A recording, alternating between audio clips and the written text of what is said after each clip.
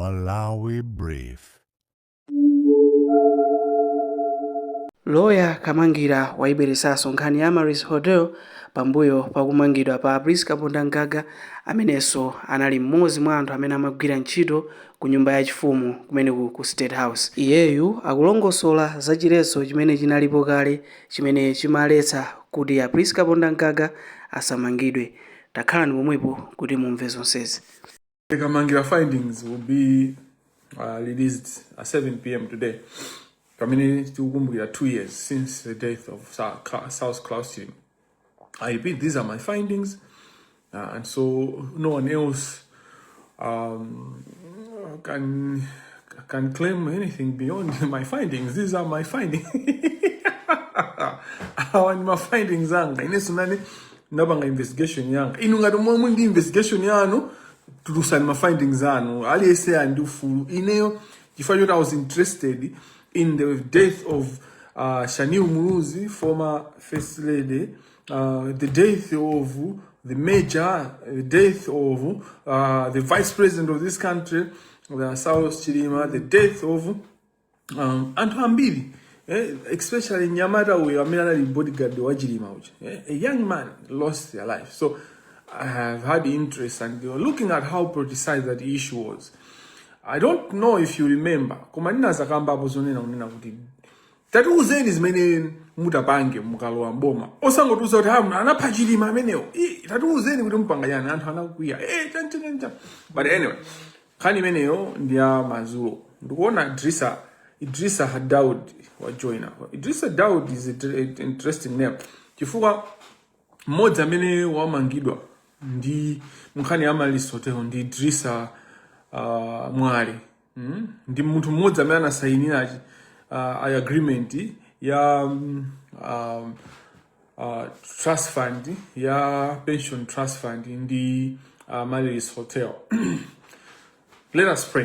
In the name of the Father, Son, and the Holy Spirit. Amen. Kulapa mulungu wanga ndikulapa azakwaipa zanga zonse chifukwa ndinu abwino ndokondeka ndithu ndolanga nthochimwa mundithandize nchaule chanu kuti msachimwenso ame kupemphera anthu akufa mbuye mapasa anthu akufa chonse chosatha ndipo kuwala kosatha kuwalitse maso awo awuse ndi mtendere ame kupemphera anthu akufa mbuye mapasa anthu akufa chonse chosatha ndipo kuwala kosatha kuwalitse maso awo awuse ndi mtendere ame kupemphera anthu akufa mbuye mapasa anthu akufa chonse chosatha ndipo kuwala kosatha kuwalitse maso awo awuse ndi mtendere ame ulemu ukhale kwa Atate ndi kwa Mwana ndi kwa Mzimu Woyera monga panali poyamba tsopano masiku onse ndi pa nthawi zosatha. Amen. Amen. Now, thank you so much. I don't take you for granted for joining. At hour like this, it's not easy. So I appreciate that. You blows inviting just impunity every now. Thank you so much, Maliwa. Wakanazi Maliwas. Thank you so much for the compliment. Now, you see,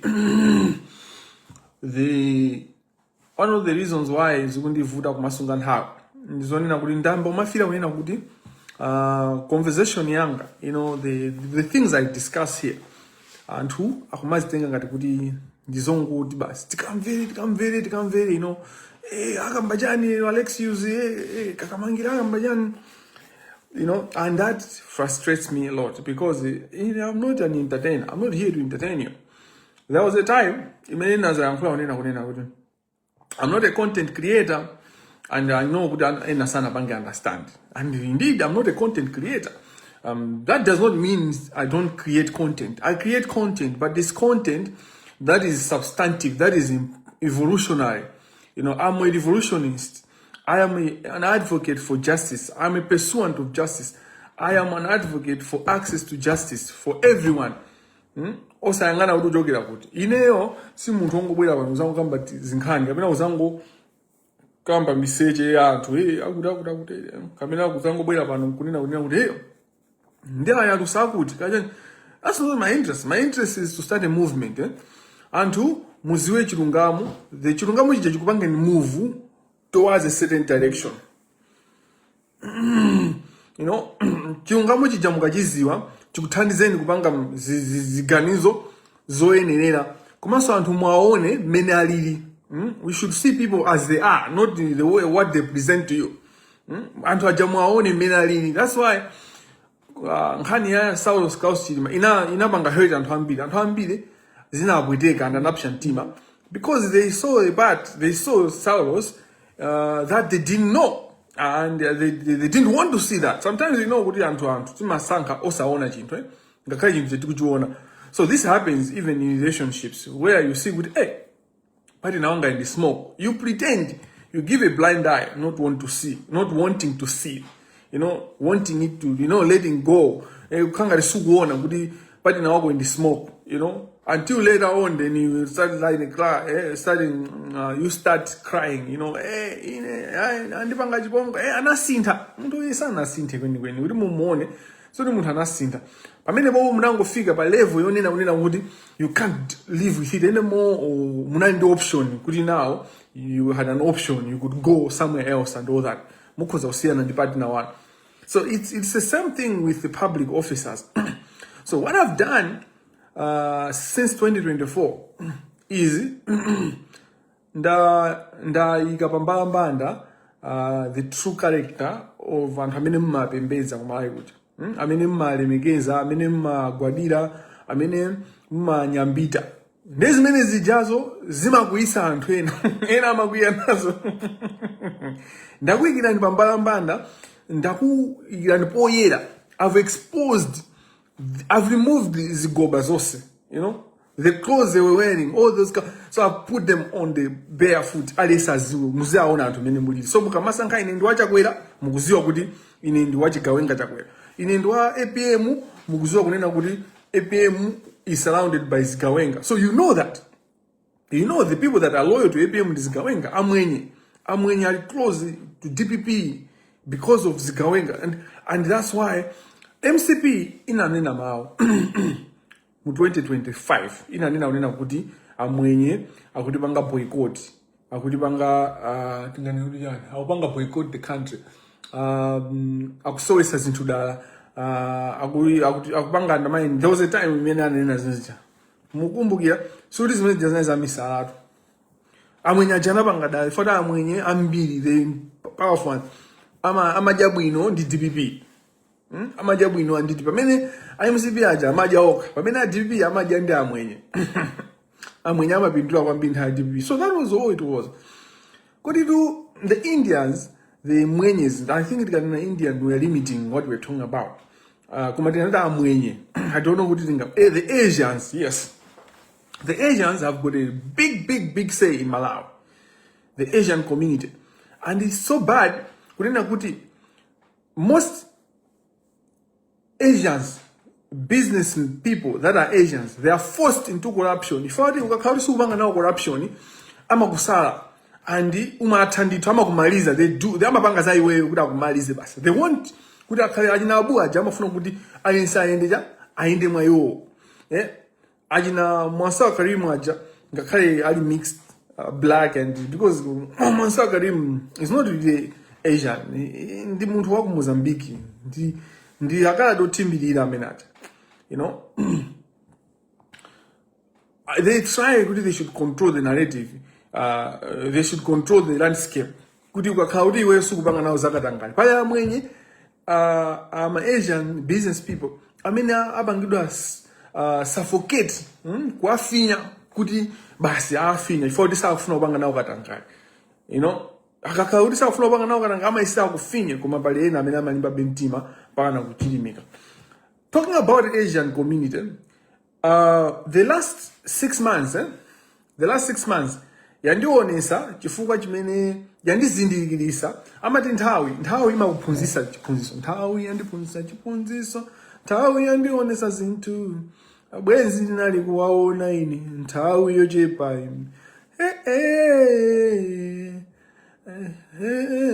so Lucius Banda anaimba nyimbo imene. Why am I talking about this song? The president of Malawi Law Society, the Davis Njov. Now, Davis Njov, I know Davis Njov from a long time. Since I was a student, I have followed him. when I was at Chancellor College as a lecturer as well, I worked with Davis and Chisomo Nyemba and brought their law firm into the University of Malawi. Kubanga sponsor what we call what is that? Moot court competitions, which is aimed at training lawyers litigation skills in summary. Litigation skills, how to be a lawyer, essentially, how to practice the law, and all that. Now, I like when Subjan, Queen's Counsel, Senior Counsel, was disbarred, Kapena Mena Matesa, Subjan and Company. Kuti Subjan and Company, Neo Jawanga retire, Momota isema Nyamaji na Njovu, anaitesa. Ineo nali mtu mmoja mimi nadana ndi Subjan. Yes, Senior Counsel. I was very angry with Senior Counsel. How dare you? Ndekuti sungada lile Malawi sungada lile ajina Njovua. Hey, you can't trust these Malawians. I quickly looked at it. Kuti muntu yi sakwada lile Malawi bina Malawi wakagwira na unchito. Only to realize kuti the last 6 months has taught me kuti Senior Counsel Subjan did the best decision, made the best decision he would have done, because his name, the company ya Subjani nakasanduka yachisawawa. Chifukwa jina Ndovu, Davis Ndovu is criminal. He's part of the cartel. He looks innocent. He is not swachisawawa ngata jina Frank Mbeda kapena wapona ngita. Kumano, he's criminal. He's corrupt. Davis Ndovu is corrupt. The corruption you and the system we join na kuti Ndando opya ajina Edgar ajina Davis Njofu. Ndoni kuti you can't pinpoint kuti kodi ndi part. Komano when you analyze everything, you know kuti kateo hii. So I've experienced it as a person, and then I've experienced it as a country, as a nation. Mtu ndi betrayer uyu ndi katakwe wa mukateo. Like ndi dolo kwambiri mukateo mu kuti Amaza, uneka ngati kuti aziyankhula za nzeru kuti no, let's see, no, the law, chanchani, tithani ndikatanga, this is kuyenda, the judiciary, we need to fix this. He's beneficiary of the chaos. But I'm hambili amena wapanga benefit, there are a group of people that benefit from the chaos. Zintu kuti this is kuyenda, they are the beneficiary. So when you read their books like Masters of Poverty, umphawi wa kumalawi kuja kuli gulu la kumalawi imene mapanga benefit, but also there are Europeans and Westerners, international players that benefit from our poverty. That goes together. Donor funding. When you read books like why aid is not aid at all, how those that analyze why countries never progress with aid, and all that. So Dinabangano understand the last 6 months. Ntawi yandipunzisa chipunziro. Okay, Subjani, Senior Counsel, he saw this. Aina Edgar, Aina Davis Njovu, asi Anthony na udunga adalire kuti aendesa zintu majurungamu. So Zukanika, Malawi Law Society is no longer alive as it used to be. Malawi Law Society is no longer standing up as it was. Yalo abansi, it has gone down. Like Malawi Law Society, yalo abansi kwa mbini. Paka na ajaji, Kenyata nyenda kumalimba ntima, kumalimba zigamu, zopepera, zokuza Malawi Law Society. Because Malawi Law Society ya sanduka jizude. Yango sanduka, shimbedede. Shinambala basi, kumukala basi, Now, let's get to our issue today. Today's issue, the Amalis Hotel, the arrests that have happened and where we are on Amalis Hotel. Excuse me. And then I want to bring it to the issue, the injunction, an injunction against arrest. So I'm using the word injunction, kudisa vutige.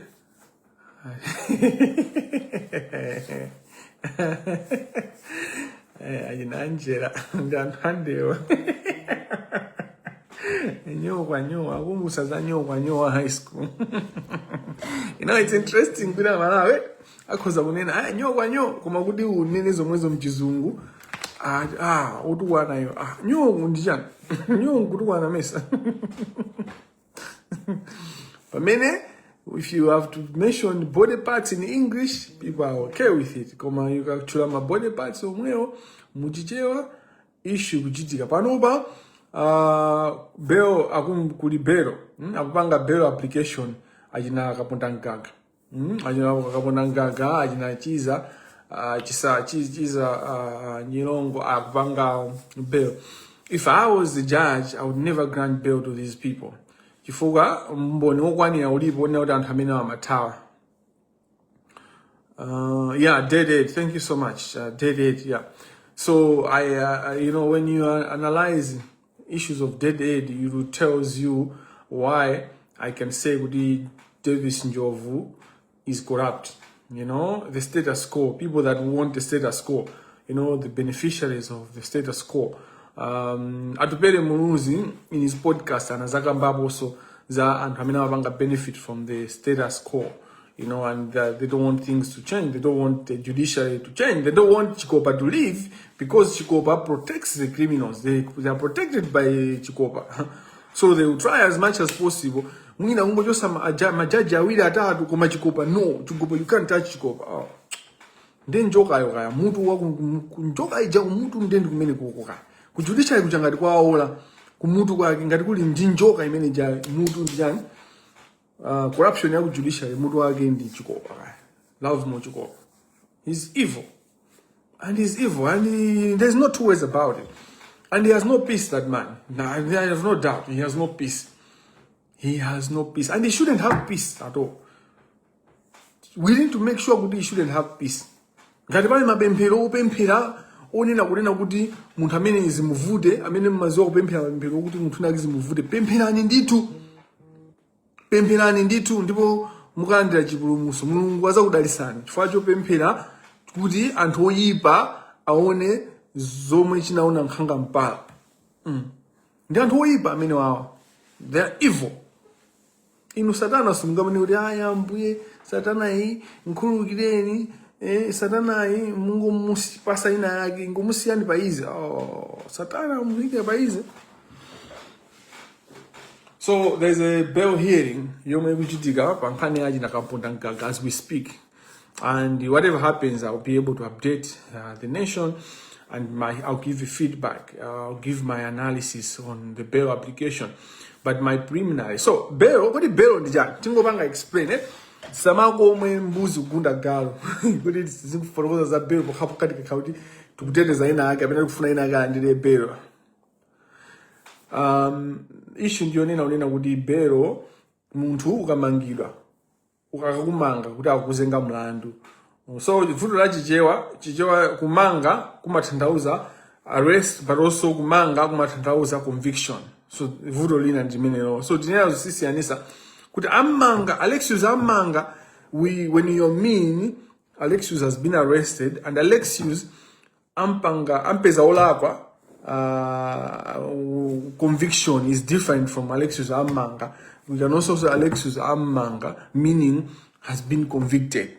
So I think conceptually our language misrepresents what it means. That's why kumuzi is tilipa mavuto be ku criminal justice system. Kuti andusama mvesa kuti bail ndijani. Kuti yangati wakuda amanga kina amutu rusa quick.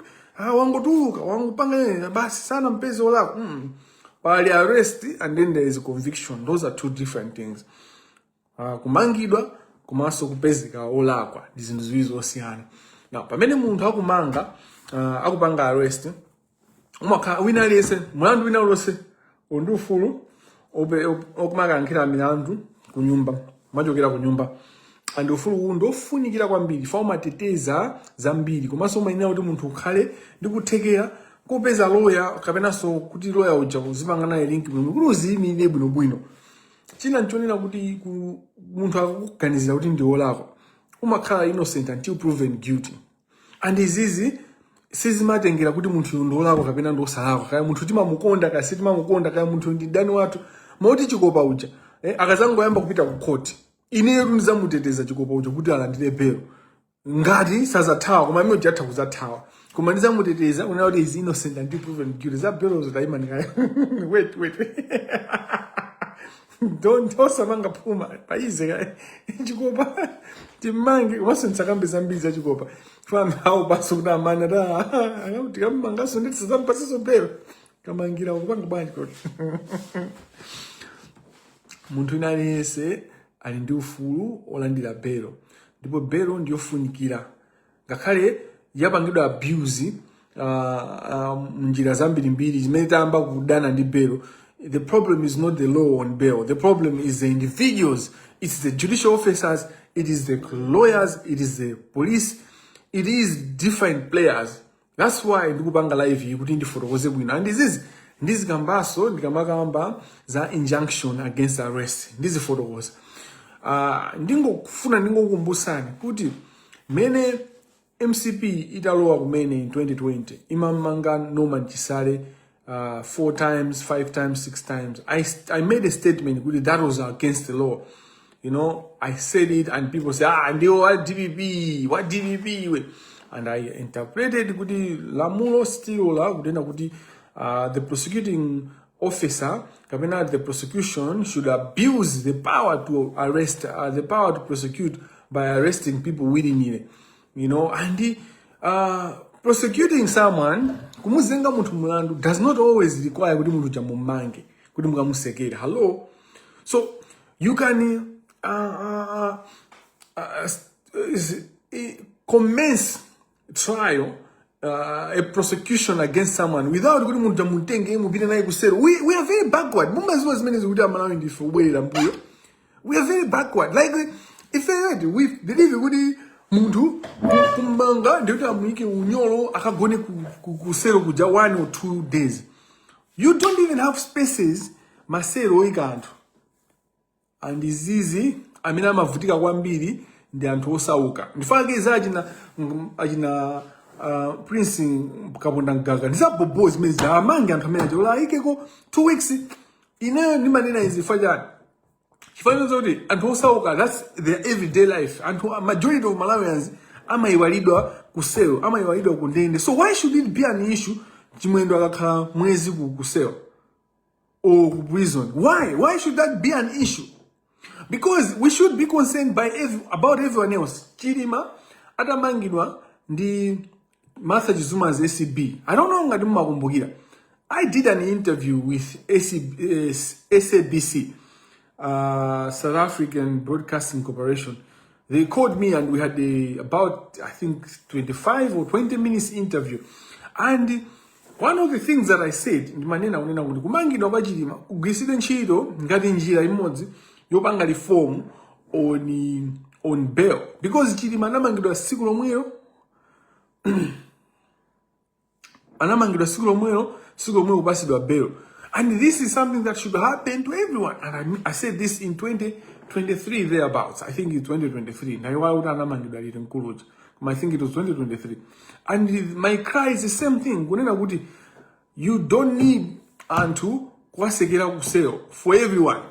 But now, ngati anthu osauka mukwasekera kuselo. Anthu achina Kaponda Gaga oti abama billion. Akwina akhali kuselo kuja kwa 2 weeks. Muyiwale nkhani yawo. Muzipanga zina. Boma limakhala busy. Limakhala ndi zambiri zochita.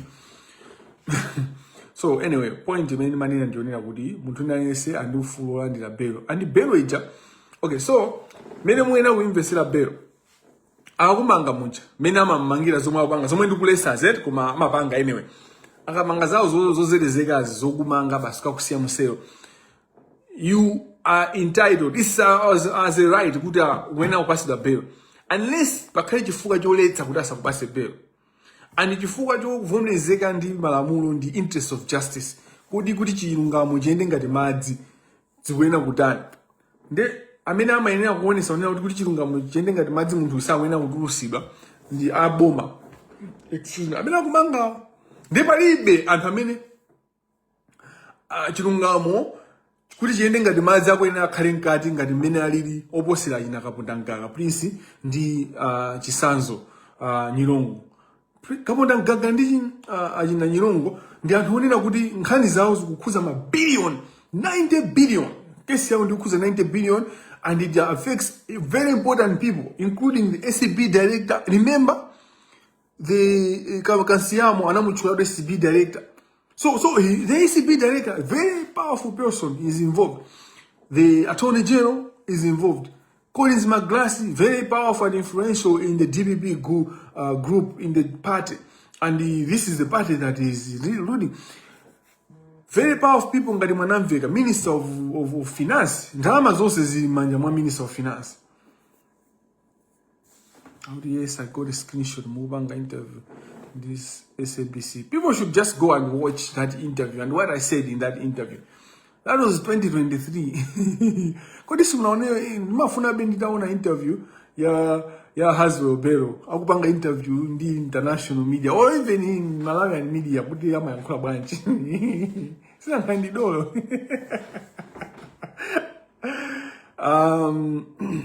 So kodi chilungamo kuti chiyende ngati madzi anthu wati kwena kuti tatu sepa Belo kapena tasiye ngati muno mpaka tamulandu uzati ineyo mene ndayipangira follow kesi ya jina awawa Akaponda Gaga ndanzawo andani achisanzo ndena onse amene atamangidwa amwalewa anthu amene ajasakwena kutulusidwa. Komanso the court should take judicial notice. Court yena alione mmene zikumakhalira magesi okhuza ndalama za boma akabedwa, ndalama za boma zikabedwa, anthu amango abasa mabelo nkhani mata. So from this, precedent, my president amene wa court likwenda kunena kuti awa sitapasa belo ifa nkhani zimatha choncho, and the reason is clear. Anthu amakhani ndalama so amadyesera, and kumalawi majority ndosauka kuyambira apolisi amene akamanga anthu amene akamanga amene anthu amene akupanga investigation investigate akwafufuza anthu amene ndanthu osauka ndanthu alibe kali konse. And Akaponda Gaga ndanthu anaba ma billion. They stole billions, not only in the Malis hotel case issue. Kwe MCP kuti muwafufuza anaba ndalama zawo zopangira campaign Akaponda Gaga. Kwe MCP yitu kuna ndalama chonchi ma billion amene anthu anapanga release Akaponda Gaga nangozi kungozi matira ndalama zichi. Ndifaka analibe majani mukumbukira nkhani ina imene imachoka nkhani ya Malis amini ya chisankho cha MCP chimene amadandaula anthu chonena kuti MCP inalibe ma monitors. Kuti ndalama za monitors izo anabandika Akaponda Gaga. So munthu amene iyi paliponse pamene ali amangoba and anima billion. So you want to release this person, and the people who is prosecuting him, investigating him, the people to give evidence, they are not billionaires. So the interest of justice, this is a clear interpretation of the law. The interest of justice tells kuti Akaponda Gaga asatuluke chifukwa kutuluka kwawo and influence yokapereka mabilioni aja kukagawa mabilioni. This is law. This is not even emotions. This is not even kuti ndi udani ndi Akaponda Gaga. Of course ndimadana nawo Akaponda Gaga ndi anthu ausiwa. Ndanthu kuti obera Malawi munthu unayesa amene amabera Malawi andani amene amabera Malawi ndiumantenga Malawi ngati opusa kuti kumbera Malawi ndikumamunena kuti usumalimbikira ino anthu amene amaninyasa kwambiri gulaji na Ayuba James uda akuba Ayuba akupanga zambiri. As we speak about it, people have been saying kuti umayankhula za Ayuba chifukwa chani. Then manena kuti Ayuba is a great example of a bad example, if you know what I mean. Ayuba is a great example of a bad example, and is a great example of what is wrong with our country. Kuma mene ndikukamba za hii pazimene zizi akupitizabe kupanga macrime osiyanasiyana. Akupitizabe kupanga zimene zikuchitika ndikuuza ni Friday ndikuuza Ayuba nditi makampani ndimene kufuna kubambuma inetu information imene ndinayo ndi yambiri kwa basi. I don't even know kuti National Intelligence Authority imatani or National Intelligence Service imatani. What does it do? Because if I have got all this information, imatani you because they should have had more information and do more work. A National Intelligence Authority or Service. I wonder what Financial Intelligence Authority really do, because the information that I have on even accounts and even my accounts, I mean, National Bank organiza kupeleka kujini ine ndinaoka, and I'm sure my MP ajali now my accounts aminaje where ndalama za mali zinapita. So umboni uli clear. anthu aku National Bank, mabwana ku National Bank mitu yanu, mitu youmayo. Mabwana ku National Bank, my executive bwana nonse mitu yanu, mitu youmayo. How can you be getting legal advice from Chikopa? Inu secretary, company secretary, ayina mitole, council mitole. How can you be getting legal advice from Chikopa? You think I wouldn't know this? You are legal advice. Yo mwana kupasani, mukupita ku parliament, yone akuti musapeleke ma accounts, musapeleke ma account details, musapeleke information kwa parliamentary legal affairs committee. Kwa parliamentary accounts committee, PAC. It's from Chikopa. Chikopa told you this. Exactly. That's what I'm asking. What is the use of SCB? SCB Matani. What does SCB do? Iweyo acting director. Why should Malawians trust you? Why should APM appoint you permanently? Ngati zochitika zake zikhala zimene zizi. Chambers, why should you be the one to lead? Yes, no, chinambalala. Ajina kamanga just we can't even try. Obviously, ajina awandani zigo anto malunda ndichigawenga. Is a criminal, clear criminal. But iweyo Chambers, many behavior yomo kubangai. Kumantha kuope, mulindo kuopa kutosidwa, mulindo mpaka na kumapita kuma meeting maka kumana ndi Kansiamu. Sajani, why were you going to meet Kansiamu? Why should we trust you? What is the use of SCB? Nende kunena kuti ajina Kapundangaga. The law, if we are to follow the law in terms of interest of justice, many bail application what the court is supposed to do. So normally muntu akwina kukhala kunja ndipo amene akumaka yanga is innocent until proven guilty. But milandu ya billion ya anthu amene ali billion. There is a precedent, almost 90% rate milandu siyenda kuna osema ngothera choncho plus ma withdraw. So anthuwa asatuluke akhale mndende until khani za izizi tuzitokambidwa in 1 week. Mazuwa zimenezo amangubusisa anthu. In 2 weeks time khani jabi matter 2 days they can deal with this issue in 2 days, and within 3-5 days judge walemba chigamu. This is why in the financial crimes division in your Professor Kapindu ndinu a president a division many what is the use of this division if we can't see the results? Milandu yaza chuma mwamanga anthu angati inu a Professor Kapindu osama ngokhala bene mangoti ine ndi judge ine sindipanga nawo za corruption. No. Corruption is very versatile, it's diverse. Corruption imachitika munjira zambirimbiri. Ngati mutalole kunena kuti maere amene anali lawyer wa mwenye amene nchini chanchani amene waononga chilengedwe cha kumalawi amene wapha nyama zambirimbiri amene wapanga ma crimes zambirimbiri ononga chilengedwe. Ngati niyo Kapindu mutalole kuti lawyer wa amene imaere Faustino Maere abwere no mkoti mwanu ngati director of public prosecution kena kusapanga discontinue case. You are corrupt, guy. It's clear you are corrupt if you allow Maere kubanga withdraw. So yeah, the law in no. Which law are you talking about? Which law?